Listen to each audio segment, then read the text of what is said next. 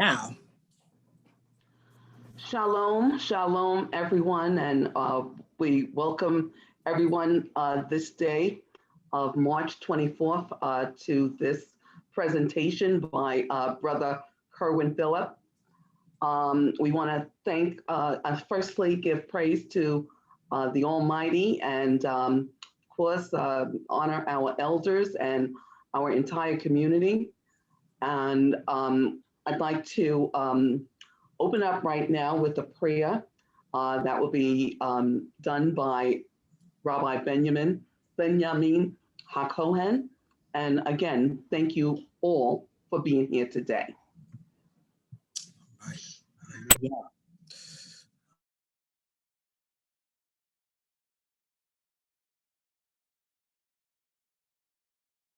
All right.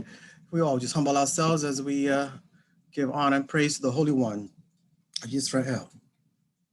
Yehoazavaot, Safatai Tiftach, Ufi Yagid, Tehila Techa. Oh, eternal, Master of Legions, we open our mouths and we declare thy praise on this day, the Yom Rishon, the first day of the week, corresponding to March 21st, 2021. At 3 p.m., we invite you to this gathering and this forum, on the Zoom gathering, this presentation, that the message that will go forth will be received as we seek to serve you, O Yah, and bringing us closer unto you and unto each other. We thank you for all you do on our behalf, knowingly and unknowingly, for keeping our families together, for keeping us safe, for keeping us healthy and protected. For all these things, we do not take it for granted, for we know it is by your will that we move and we have our being. So we thank you for all those that are presented on this line today, the homes that are represented, the communities, and our nation, oh Yah. We need you in our lives to be at the head and guide us in everything that we do, may be pleasing unto you. All these we ask in your great, high, holy, and exalted name, we say, hallelujah. Right. Hallelujah. Wonderful. Again, Baruch haba, welcome, welcome, one and all, to this presentation today. On behalf of the ICVC, Strategic Planning Committee, we welcome you. Ani Rabbi Benjamin HaKohen Po. I'm a part of the Financial Planning Committee, where we seek to bring you and enlighten, if you will, financial education, literacy, to bring our community topics every month. We're doing this, and again, for the benefit of all. Today, we have the distinct pleasure of having our presenter today, Kerwin Phillips.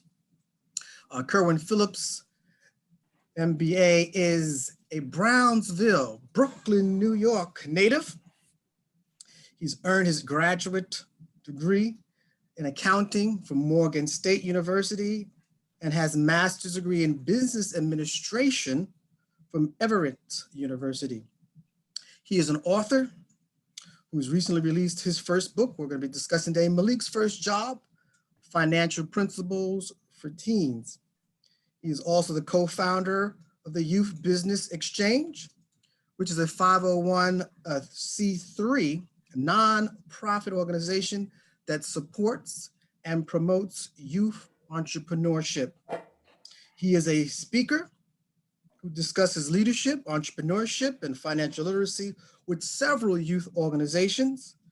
Mr. Phillips' key passion is to motivate, educate, and empower young people who are the leaders of tomorrow. It's my divine pleasure to bring before you, welcoming Brother Kerwin Phillips. Yes, shalom, shalom. Shalom, shalom. Yes, thank you. Yes, thank you all for having me. It's an honor, for me to present, before your community in regards about, my book, my first book, Malik's First Job, as well as the importance of key financial principles and teaching that to our young people.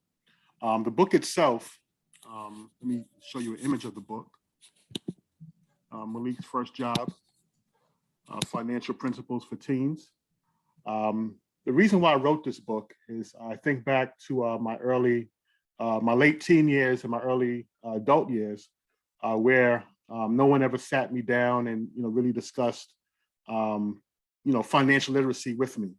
And as a result, I made a lot of mistakes, mismanagement of funds, things I could have done way better, but of course, as you get older and you learn from your mistakes, you learn how you could have done things better.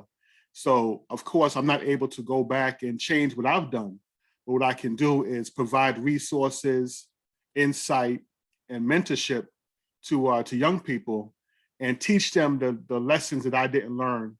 That way they can have a different future, than what I had, of course, than what I did in the past. The overall synopsis of the book is about a young man going out on his first job interview. And then soon thereafter, after landing the job, he realizes that he doesn't know how to manage his money.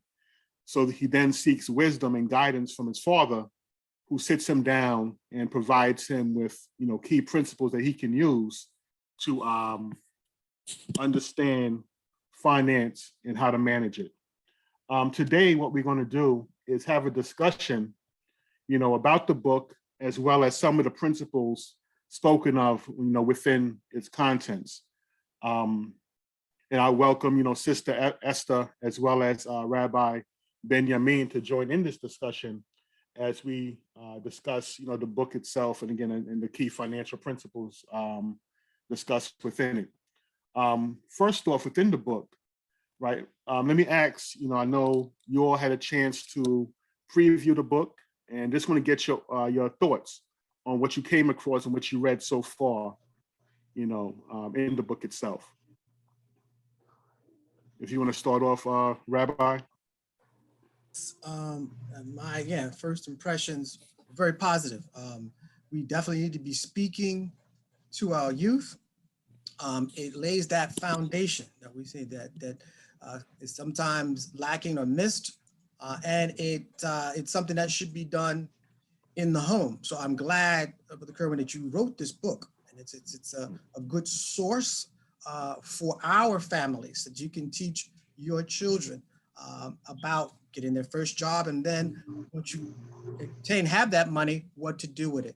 So this is positive, and I'm encouraged and looking for everybody to get a copy of it and share it with the community. It's very well done.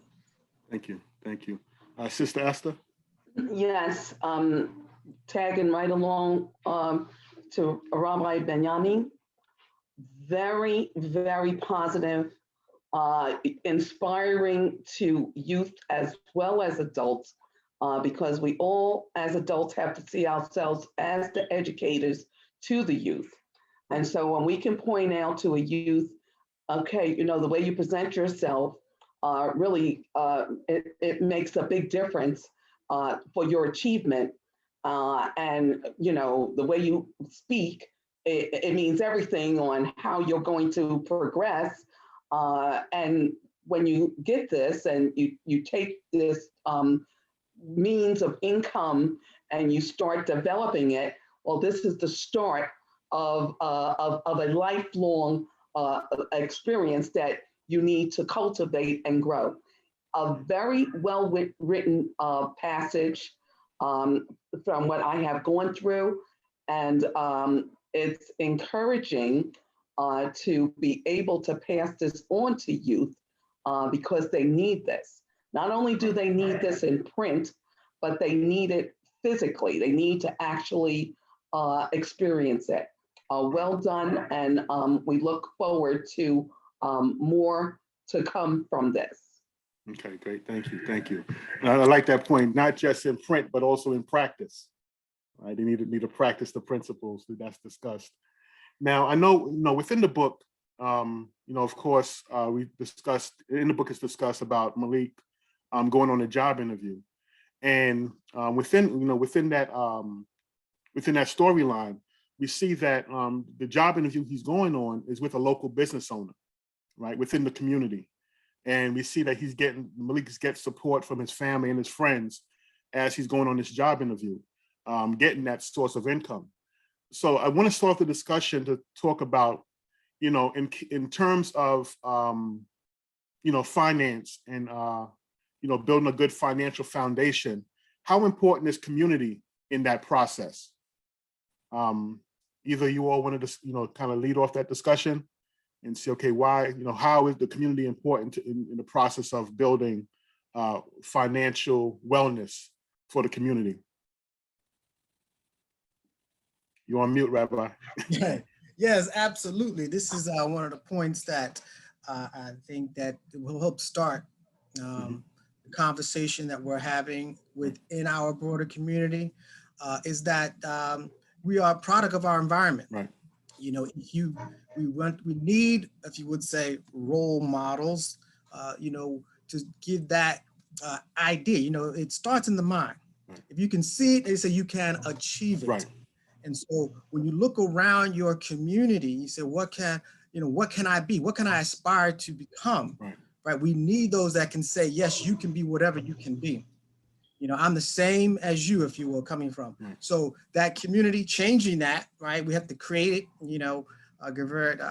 Esther gave the presentation on Black Wall Street, Right.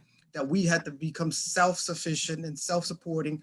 So we have to create jobs for ourselves and our community so that you see that you are able to do that. So absolutely, we're going to have in the future other professions to come and give presentations about what they do. Right. So this is critical to a community. Yes. I agree with that.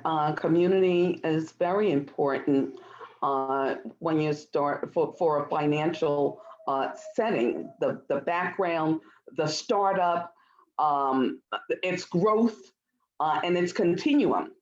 The community is a very important thing especially when to bring this down to the youth. When you have a structure that caters to the youth, educates them, you're going to continue that community. So if you're going to educate them with academics, we've got to educate them with the financials also, so that we can keep it going, because that's our goal as a community. Our goal is to reach the point where we can transfer wealth. And this is what the community, we really got to focus on, creating that avenue to create wealth and have that wealth transferred. Right. And I believe our rabbi had touched a key point, is having the ability to create jobs, right? Amongst ourselves, right? Because oftentimes we have to go to others for employment, but it's a different feeling when you can go to someone who has the same cultural background, the same moral background that you have, and that you can relate on that aspect, and you don't have to go outside of that community to seek, financial, assistance or again to gain employment.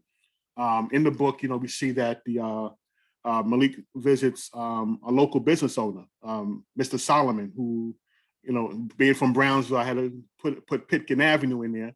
He had the shop on Pitkin, and he's able to give jobs to kids within the community. And I think that's very vital and important. And keeping that the dollar circulating within the community as well, because there's all kind of statistics where where the Black community is compared to others, and we see that the way it circulates, I don't have the exact numbers offhand, but I know we're more apt to spend outside of our community than other people from different cultures. And that's something that we have to kind of retrain ourselves and also educate our young people about. That way we can have them again, perform a different outcome than what we've seen that we're doing right now. Another topic that I want to discuss to get into is the one of the, and I think it kind of ties in to the community aspect as well, being able to provide jobs for our young people, is finding a source of income, creating a source of income, whether it's going out and getting a 9-to-5 or getting a job, or having that entrepreneurial spirit and creating your own job and creating your own business. What does that look like? What options do young people have nowadays as far as creating a source of income. And I know, Rabbi, you had shared an article earlier this week about jobs of the future. Do you want to touch on that a bit? Sure, absolutely. And this is something we're going to, again, to springboard off of in future presentations. We want to highlight our community. We're talking about our community. We have professional people, right, in our community. So we'll be bringing them forward to you to let them talk about their experience and their profession. So we have to be forward thinking. Your book talks to the teenagers. Teenagers today will be 10 years from now will be young adults. Right. So we had to project into the future. If you want to see a different future, guess what? It starts today. Right. And so I was bringing forth the point to our team saying, where's the future going to be? 10 years from now, where are the jobs in demand? And what are the so-called average salaries for those positions? So that they have a good mind to see this is where you're going to be. And so you can do something about it today, right? For what you want to be tomorrow. So a lot of people talking about what did I do, and I'm going to be happy to share my experiences, my education, that they can see, well, how am I sitting here now? What I'm sitting here now started, guess what? Over 30 years ago, dating myself a little bit, but again, it's a process. So I'm just putting that out there, especially today, it just gets more competitive, right? Mm-hmm. I got a degree 30 years ago, a bachelor's. What does that mean for you today?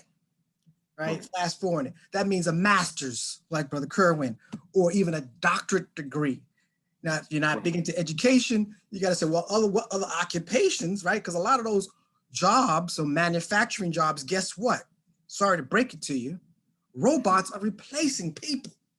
Right. So those jobs that were valuable, were good paying jobs, like the Motor City, Detroit, and so forth, they're being replaced. So now what?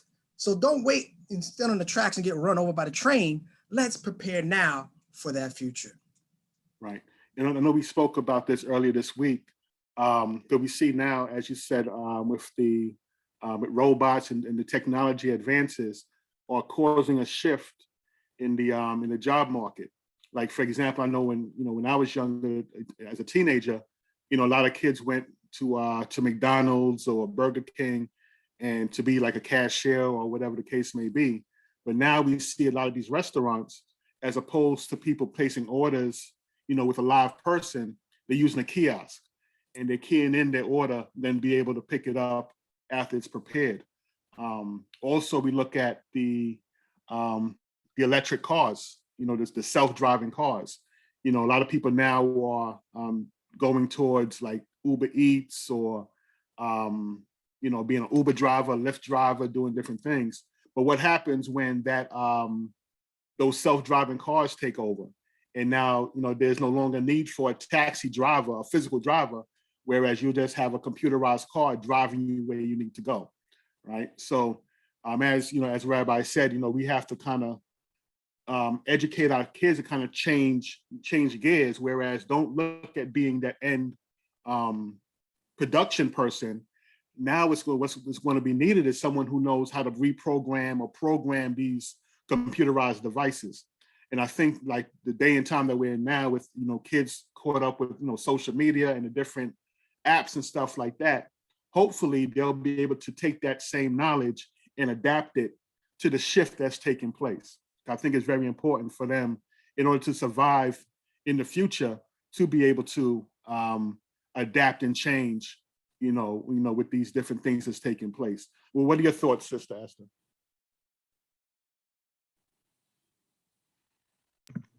I agree. Everything is shifting now. Right. And but the youth are they're the dynamic of the shift. When I can't figure out something on my phone, I go to this one right here. Can you fix it for me? And she knows what to do. Right. So we have to continue giving these children, and I limit screen time because it has a dual effect of numbing, but ultimately the keying in, the action of doing the technology is where you learn. If you're just going to sit and watch that screen, I don't know. I don't think you're going to get much out of it. But when you can manipulate, and I'm not talking about the just the controller for the game, Right. but when you can manipulate and say, okay, great, look, I just set up your whole calendar. So, and your alarms are going to go off.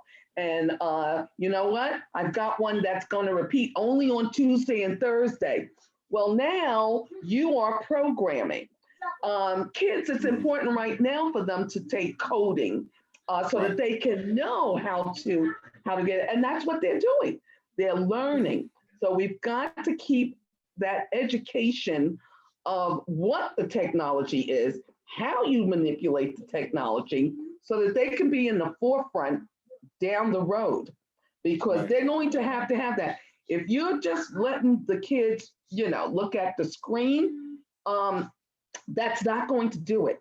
They have to actually get in right now. I love the little coding programs with the little robots and the little digits and all of these little things.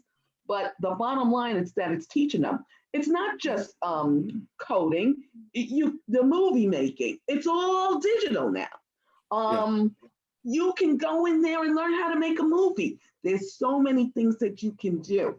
So we've got to keep these children engaged with their fingers, knowing how to do it. And that's going to bring us, it's going to take them where they need to be down the road so that they can secure those jobs. Right. So I know we kind of highlighted the roles of jobs and being able to be in that workforce, but what about the role of entrepreneurship, right? Of course, I work with young people as well with my entrepreneurship program, and we have, we do like business fairs every year. Last year would have been our third year doing it, but of course with the COVID, we had to delay. But within the work that I've done, I've seen young entrepreneurs as young as like 5 and 6 years old getting involved in business. The youngest guy I know that participated was a young man who cooked. He made plates. And, it's funny, whenever he prepared for the event, he sold out because he'd have like, baked salmon and mac and cheese and that's the whole soul food platter. And people love, like I said, and it tastes good, So let's look at entrepreneurship, because of course, every child is not going to go the college route and get the degree and then work the 9 to 5, but some may be more so risk takers, right? So what do we see as, the role entrepreneurship plays nowadays in terms of young people and the future that they'll have, beyond, when they get into their early 20s and beyond? Your thoughts, Sister Esther, on that?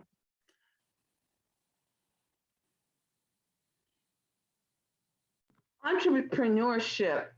I wish we could start doing boot camps for the youth, entrepreneur boot camps for the youth. Right. Growing up, I had a very good experience on entrepreneurship. In fact, on the corporate level, actually forming a company, forming a corporation, selling stocks, making your product, selling your product, recording your profit, and then paying your dividends to those stockholders. It was a wonderful experience. And it was a Hebrew Israelite group. We've got to get our youth back into a group format and teach them or really show them by example entrepreneurial spirit. It could be a lot of things, the group setting, working together, or your individual. Oh, what are you strong in? Oh, you're a good artist? Oh, okay, great. Well, maybe can you do it digitally? Oh, let's introduce you to digital graphic artists, the digital artists. And we've got to take every phase that a youth has strengthened, that they show their strength in, and broaden it so that now they can start to develop an expertise. So that's why I favor these boot camps or these group settings, youth group camps, so that we can teach skill. Right, right, right. And I think, just to kind of touch on something that you spoke of, finding what they're good in, right? Because I'm thinking back, I know you did the presentation on, on the Black Wall Street. And of course, you have, back then you had lawyers, doctors, engineers, during that time that helped build. And, we look at Tulsa, Greenwood, Durham, Rosewood, people had different skill sets that they brought to the table. And, that would kind of form the community, right? Not everyone was formally, educated, through college and things of that sort, but they found what they were good in and kind of built upon that, right? And I think that's something we can do today as well, honing in on what our children are into, right? What their passions are, do they like, it's funny, I was listening to something earlier today. We see our kids on social media all the time, on their phones, TikToking and Facebooking and Instagramming, but there's actually a business they can form for that, being a social media manager. And some companies pay from like up to $600 a week or a month to have someone manage their social media.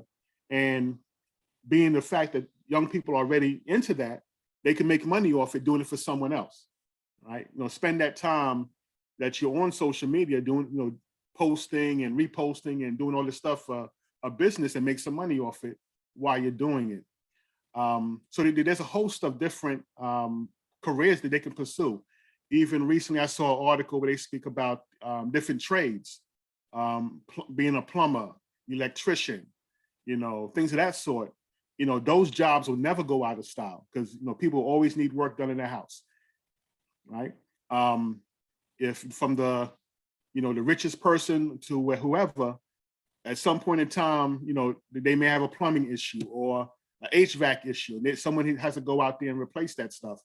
And it's always good to have that skill set to be that person who could come in and fulfill those roles for, for people that they're going to need. What are your thoughts, Rabbi? Yes.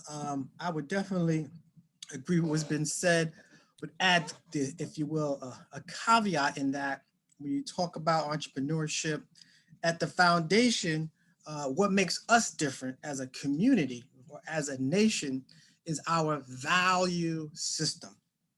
And that's the distinction and the determination of how we move. Because there's lots of ways to make money, ethically and unethically, morally and unmorally, right? So we got to be clear what we're saying, it's not just about making money, but the heart of it is how you made the money. My parents didn't grow up rich, okay? But they earned every dollar. Right. You see, so this is the principles along with money, which you really should perceive making money, is about what is the end goal? What's the intentions here? So what we're trying to build, we're not trying to create just a wealthy enterprise here. We're trying to create healthy, right? Morally holistic communities and families. And we can do that in a righteous manner and, within this system. So that's really where we're going to instill that in our children. Because I think, like I said, the social media is very impressionable to our youth. I think the role models, so-called role models, entertainers, are not our role models. And we shouldn't be really embracing them. And we can become confused. So I support a lot of our music, for example. We have the youth that are creating music. Hallelujah. It's about time. But at the same time, our community had to support them. They're not going to compete with those so-called multi-million dollar fake money. Everything that shine ain't gold. True.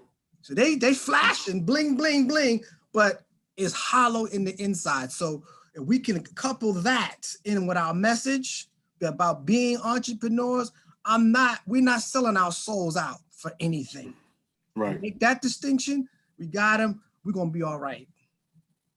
Yes, definitely true. Definitely true. Right. So I know we spoke about, the importance of community and young people generating a source of income. So what happens once they get this job or they start this business and they start earning revenue?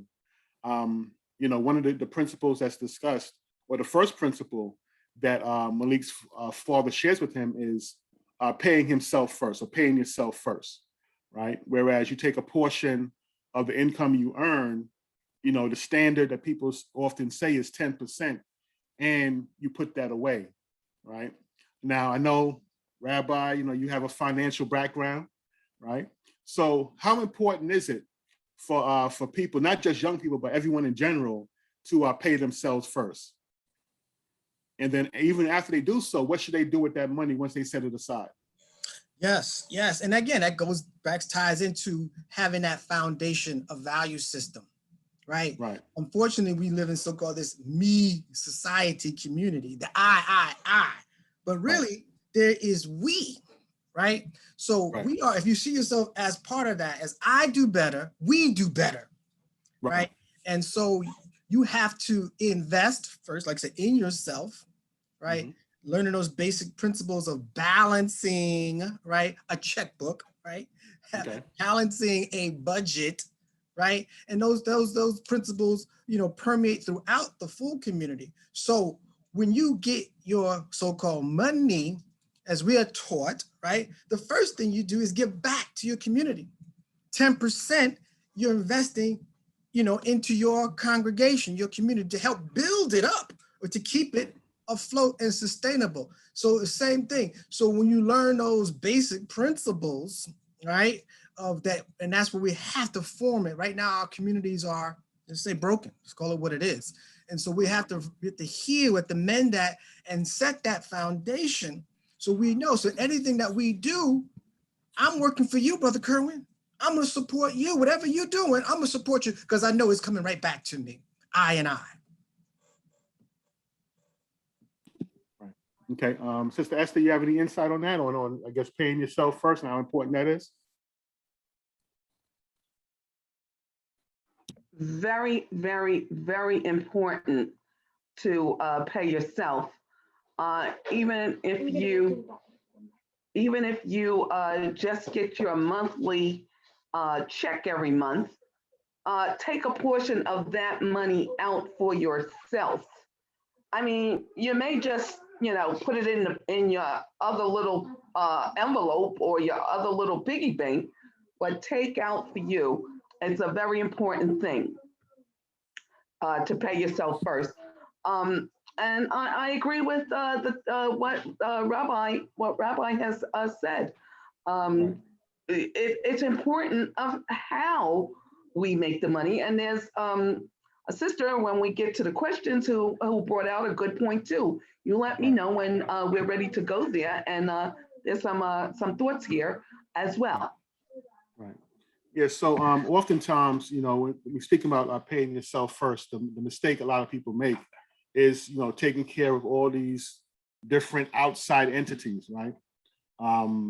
Paying, of course, you have to pay your bills, but, paying the light bill first, paying your phone bill, all these other things, and then paying yourself last with the remnant of what's left over. And oftentimes that what's left over is not enough to really, sustain yourself, right? And you never set anything aside as far as savings, because as we know, people speak about Murphy's Law, right? What's going to happen will happen, right? And you have to prepare yourself for those days. So, do you have something set aside in case the car breaks down, or, something happens around the house that needs to be repaired, or some type of emergency happens? Do you have that emergency fund set aside, for that, when it happens? And I know Rabbi spoke about the importance of supporting the community as well, investing in it. And I think that's ties back in to what we spoke about earlier, as far as the importance of community, right?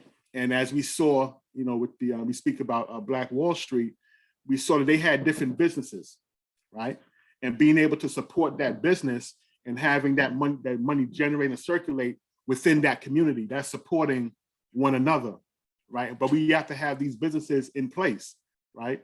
Whereas we can go to, someone that looks like us and that thinks like us, we can get our taxes done over there, or we can go if we have a plumbing issue at the house, we can call someone, you know, that's within our community to help us out. And we can, again, keep that circulating within amongst ourselves and not go outside. And once we're able to circulate that money, you know, within that community, you'll see that community grow and prosper. And I think that's what we, the end goal should be, is to be able to have that, that circulation going, you know, within that community. And I see a few questions starting to come in. Do we want to start taking some of those questions, Sister Esther? Absolutely. I'd like to open up the floor to Reverend Queen Adira. Can you please come on?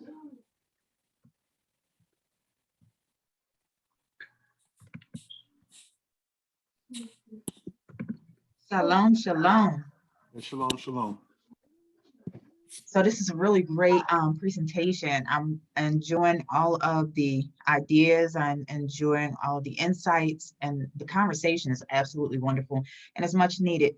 A couple of things that came to mind while I was listening is that we had gone to Barbados, okay, and Barbados was at that time really impoverished. They were having economic problems, difficulties. And what we saw there, though, were so many opportunities, because Barbados is a tourist attraction. And one of the opportunities that we saw for people, particularly the children, to make money was the materials, the raw materials that were around, and basically nobody was doing anything with. We had come across, me and my Ish had come across some children that were blowing up plastic gloves and putting water in them and trying to sell them. And I thought that was quite strange when they had palms, you know, where the palms could be woven into beautiful flowers or birds or designs, had the children, you know, been taught to learn how to do this skill, because it is a skill, but the raw materials are something that you can't really find anywhere. And it being a tourist attraction, people will come and they will pay these children for that, you know, because it would be a keepsake. Also, you know, fast forward into this arena that we're dealing with right now, the children are home and they're bored and they're looking for things to do. They may not be looking for things to do, but waiting for something to happen to ignite that, you know, that spirit, that creative spirit that comes around. So I'm just wondering, you know, if we can develop a plan to help the children, you know, in some cases it might be even ourselves, to help us learn how to use our natural resources that are around us. One being the community needs. You know, there are certain community needs that need to be fulfilled, and people can absolutely, the children can absolutely capitalize on that and make money off of it. One of the things is that I participate in is gardening. We have a gardening program it's called our business garden for the youth. And it not only allows them to have sovereignty within their own neighborhoods, growing food, learning how to sell it, learning what it is and how to prepare it, but it gives them a sense of entrepreneurship also. So that's one of my questions.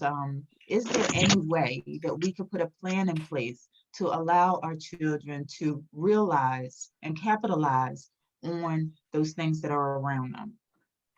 Yeah, I think, you know, there's always opportunity. I think, you know, we have to create the environment, or even just pose the question to the children, right? Because every young person has their own interests, right? And just, you know, pinpoint what that interest is and find a way we can kind of, you know, monetize it, right? For example, like my daughter, she enjoys drawing and artwork. And initially she started out when she was about like 9 or 10 making bracelets, you know, because she just liked making bracelets. And then it evolved to her painting. And then now she used to sell the bracelets. Now she sells her artwork, you know, and she created a business around it. As you stated, the young kids in Barbados, they can use those the palm trees. I know I've seen it like in Charleston, South Carolina. That's like a major industry where people hand weave the baskets and the flowers and stuff like that. But just trying to figure out what the children's interests are, whether do they like, the bracelets or, I know like now kids like to put the beaded bracelets together, artwork or whatever the case may be. Again, I've seen different ideas come across our organization, and the ideas are endless. It's just all what the children are into. So I guess we can kind of have a discussion and see what they're into. Like turn the TV off, turn off the electronics, let's start mining that brain to see what's in there. I'm sure we can develop something for them to get into. Absolutely, absolutely. So I just want to challenge. I want to challenge our elders. I want to challenge our communities to maybe have what do you call those fun blocks, or where they block off the entire block, and have like the children come out and display their wares, or their talents, or whatever it is that they can do, and use those opportunities to market their skill set. I mean, I'm sure even if you was to create like an event, like a children's business fair amongst the Israelite community, that would spark, interest. We say, okay, well, on August 25th, we're having a youth business fair, right? And they say, okay, now the kids will say, okay, I got to think of an idea for me to make some money, for me to present that day. And that'll kind of spark the interest and motivate them to want to do something. If you, whether they say, what's you that? Stepped on it now, right? You stepped on it. I want to tell you, you done stepped on it now. You just stepped on it. You got to go with it now. They say if you build 100%. It, they will come. If they build it, they will come. So you just got to throw it out there and see, someone is going to gravitate towards it. And the thing about it is we have a good platform. We have a wonderful platform that we can work this out for the children and give them some encouragement and give them some excitement, bring them into it, zoom it out. We can have 80, 100 people on this line marketing their children, saying, hey, this is my baby. Yep. You know what I mean? So that would be wonderful. I think that is a wonderful thing to put into your timeline so that you can do it in August. August is a good month. And I am just so surprised that there are no teens on here today. This presentation was for them. So we really got to get them going, as well as the younger ones too. Right. Yeah, but that also is on the adults. The adults have to put it into their schedule to sit their children down and let them watch this recording. And I think it'll be wonderful if we append it, with something that's happening in August to make this all materialize into a reality for them. It's kind of hard to see something if you don't have anything to do with it, to work it out. So right. I think it's a great idea. Yeah, I guess, what you're saying that, if you were to, like put the event together, and then of course we have a talk embedded in that as well. That way they're already present, and now we can, they're already watching. We can kind of put like something together to kind of catch them while they're there. Right. So whereas the event is the hook, and we got them, now we got you here. Now we have about 5-10 minutes. We want to talk to you all about, these key elements that's important. Yes, absolutely. Yes. Yes, let's get it going. I know you got another question about life insurance. Right? Okay, so that question was surrounded around children who are now in business, like you said, your daughter, and you want to have that discussion. How do you have that discussion? It's like one of the taboo kind of things. People, even adults, don't want to have this discussion. Right. But the best thing to do is start your plan when you're young, and try to explain it to them. How do you do that?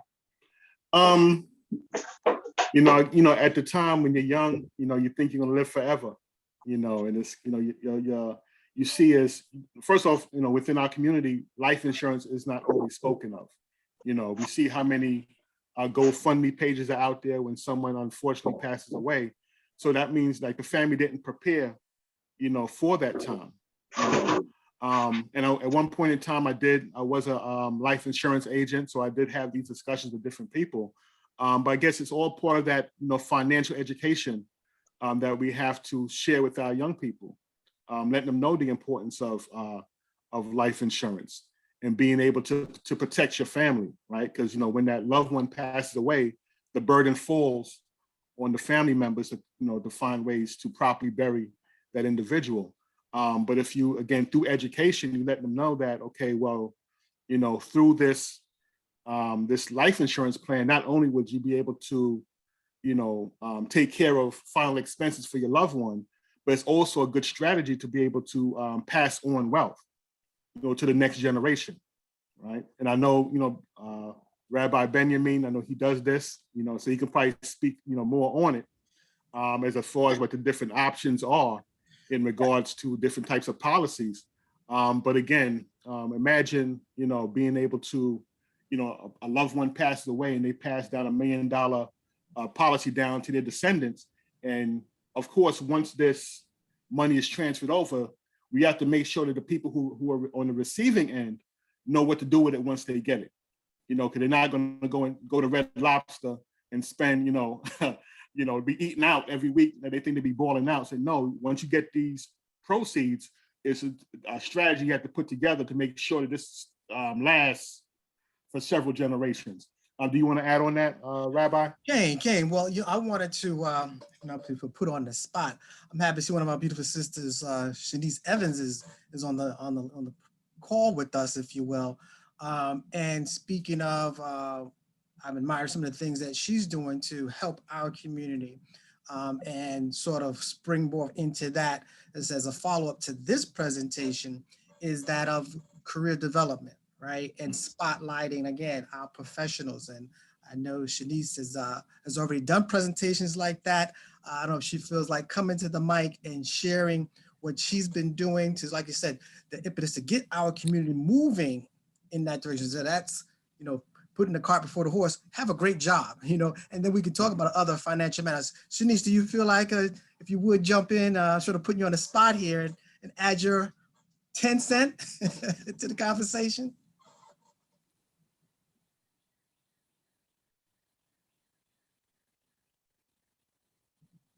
Maybe she stepped away. I'm not sure she stepped away or not. But the point again is that, we are that financial, that's our job as the committee, right? To continue to put that message out. It's not just going to be a one and done, but that's part of our foundation, right? If you have to build up those savings and thinking for the next generation, it's going to take time. It's going to take at least another 20, 30 years for us, Kerwin, to get this, moving down the road. But that's where, when Aisha mentioned about life insurance, if something happens before, the end, right? Premature, that's that planning we're talking about. And life insurance is the only product that I know that it can actually jumpstart you, if you will, protect your family in that. So that's critical part of the foundation and that foundational basic finance 101 that we should be having that. And we're going to have to repeat it over and over again until it sinks in. Yeah, one of the things that I value about our ICVC, our Israelite Community Vision Council, is that they have connections with the different Knessets, with the different families, the different synagogues, the leaderships. So if we can actually start to activate their promotion skills, if we can activate their promotion skills, we can get more people to the table. But we need to get them to the next level in how to promote these very essential, very critical concepts in our communities right now. Because, like you said earlier, and I loved it and I posted it, if you want to see any change in the future, you got to start making that happen today. Oh, yeah. And our ability to connect with our different Knesset's and establish these relationships and make sure that the leadership knows the importance of these different presentations, then, you know, it's going to be a done deal once we say, hey, we want to promote your children, you know, and we want to get them to the table. So then that opens up an opportunity for the financial planning committee to say, okay, we have these couple of, you know, presentations coming up. We need you to be there because we're developing and we're building upon these concepts. So by August 25th or whatever it is going to be, you know, you've already established that connection. You've already established that, what do you call it? That momentum, you know, that energy, and the kids will have it because they love to have attention, right? So I can't wait for it to unfold, to manifest. I'm just really looking forward to this, you know. And we do have Rabbi Bowen on the line, on board. She said that she would be willing to give us some help. You know, we have different countries. We have Barbados and Belize, and you know, we have different places in Ghana and Guyana. You know, we want to be able to promote these children. We want to be able to promote these concepts. And it just takes us making the right connections to make that happen. Oh, also Rabbi Baruch, you know, in New York, he's really big on the children's programs, you know. So that's these are wonderful connections that you can make to the ICVC. Just have a discussion with them, have a conversation. Okay, nice, great. All right, so I know we're coming close to time for us to wrap up. So I know, like we said earlier, this is not just a one and done conversation, right? Because, you know, financial literacy and financial planning is an ongoing process. You know, we have to keep on, you know, planting those seeds in order for it to grow and to help educate our young people. So I look forward to the next time we can get together and further this conversation. I encourage you all to purchase, you know, the book, Malik's First Job, Financial Principles for Teens, for your children, again, to help educate them about these key financial principles that they will need, you know, as they mature and grow. Because again, you know, a lot of us didn't have these conversations growing up. So let's, you know, being the fact that our young people have time on their sides, let's start them off early. That way they can progress and have a different future. Any closing thoughts, Sister Esther? Yes, let's continue to encourage the youth. And I really want to see that little convention come August 25th happening. That little, what should we call it? The youth entrepreneur? I don't know. But let's get that going because my head is already twirling. I would love to see this. And because we are on this media, we can reach a large source. I think we've got to make those connections to the houses, the house of prayers, and the rabbis, and get this word out that we want to bring youth together. Let's take their skills. Let's let them bring something to the table. I'll give you a little story.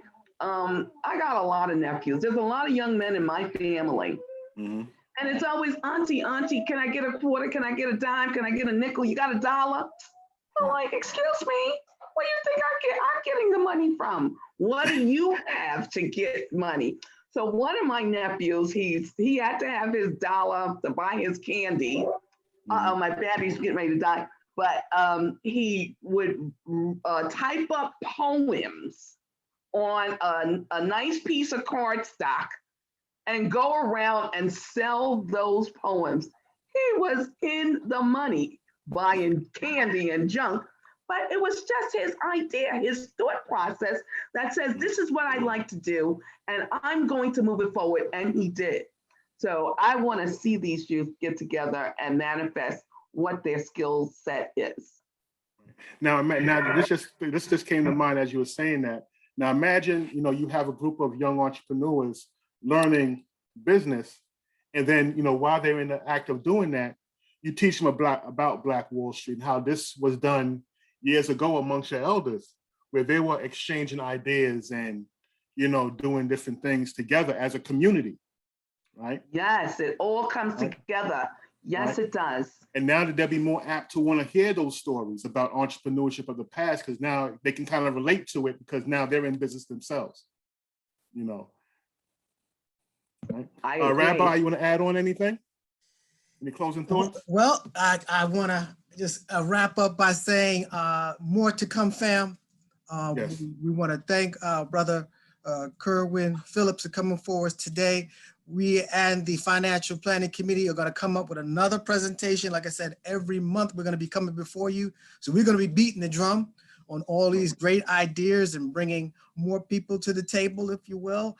And look forward to that. We're coming into the Pesach Passover season, you know, the season of our deliverance. So hopefully this is the beginning of springboard of our deliverance and financial, you know, oppression, if you will. So we're going to be continuously, we got great minds here and much more to tap into, like I said, the network. So look forward to that. So again, we're going to end here, but I think we started, you did a great job, Kerwin, and Sister Esther, we appreciate you and everyone that joined and all the future. So look forward to next week, next month, that is. All right. And even during the month of April, we're going to be another presentation. All right. Final words with the Kerwin. Again, thank you all for having me. I really enjoyed this, and I look forward to continue to working with you all and sharing information in the future. All right. Thank you. Shalom, shalom. Right, I'm going to close this out with a prayer here. Now, let's all bow our heads and thank the Almighty. Once again, merciful Father and King, we thank you for your love, for your kindness and mercy, and for this time together as a family, as we strategize, as we're seeking. But we need you. We need you, Yah, to be in the midst of our conversation as we speak, to give us the ideas and then give us the courage and the strength to activate and to move on those ideas. We know with you, there is nothing we cannot do, for you are the source of all things. We thank you at this time in advance for all that you do on our behalf, for our family, for our nation, and for all of your people, your children. Use us as you see fit. Thank you for food, clothing, and shelter, and all those that have participated here. May you add a special blessing upon them, and may it go out or encourage others in the future demands. All these we ask in your great, high, holy, and exalted name. May Yehovah lift up his face upon you and be gracious to you. May Yehovah protect you and guide you and give you peace now and forevermore. Hallelujah. Hallelujah. Hallelujah. Shalom, shalom, fam. Have a great rest of your day. We appreciate you. I appreciate you as well. Shalom, shalom. Thank you. Such a great job. Thank you so much. Toda, very good information, All right. brother. All right. Thank you. Thank you.